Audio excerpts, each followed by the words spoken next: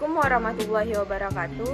Perkenalkan, saya Rima Listi dengan NIM D1B021056 dari Program Studi Agribisnis Fakultas Pertanian Universitas Jambi.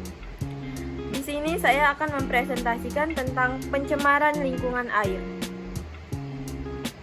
Pokok bahasan yang pertama yaitu definisi pencemaran lingkungan air. Yang kedua, penyebab terjadinya pencemaran air. Yang ketiga, akibat dari pencemaran air. Yang keempat, solusi mengatasi pencemaran air.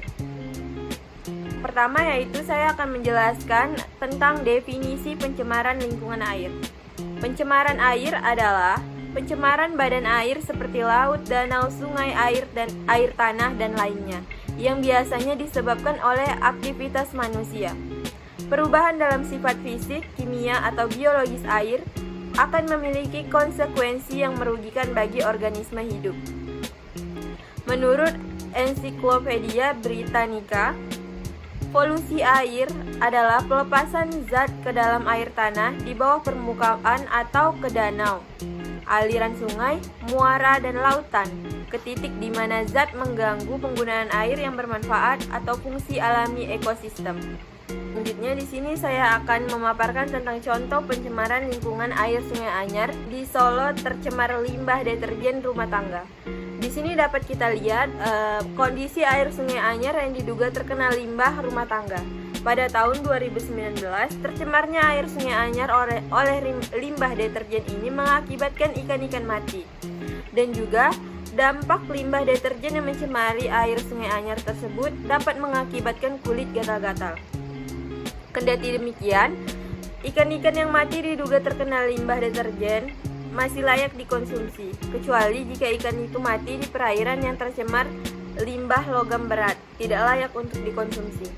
Air Sungai Anyar ini telah dilakukan uji laboratorium. Dari hasil tersebut, air Sungai Anyar masih dalam kategori baik dibandingkan air sungai lain yang ada di Solo. Selanjutnya, penyebab dari pencemaran lingkungan air Sungai Anyar. Penyebab terjadinya pencemaran air Sungai Anyar ini dikarenakan adanya pembuangan limbah deterjen yang belum diolah sehingga membuat air sungai menjadi tercemar. Deterjen memiliki efek beracun dalam air yang dapat menghancurkan lapisan eksternal lendir yang melindungi ikan dari bakteri dan parasit. Deterjen juga dapat menyebabkan kerusakan insang pada ikan. Selanjutnya adalah akibat dari pencemaran lingkungan air Sungai Anyar.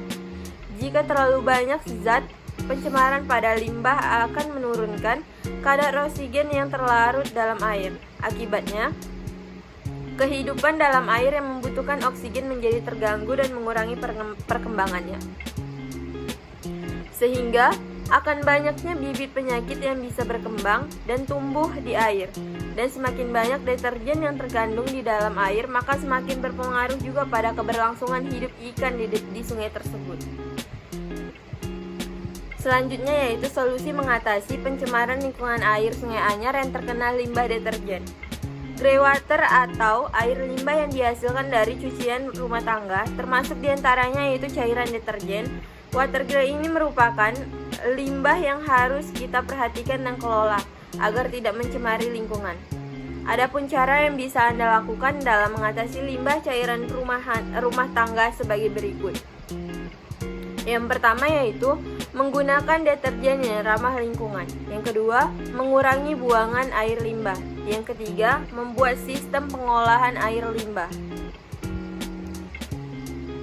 Sekian dari presentasi saya, lebih dan kurang saya mohon maaf. Saya tutup. Wabillahi taufiq wal hidayah. Wassalamualaikum warahmatullahi wabarakatuh.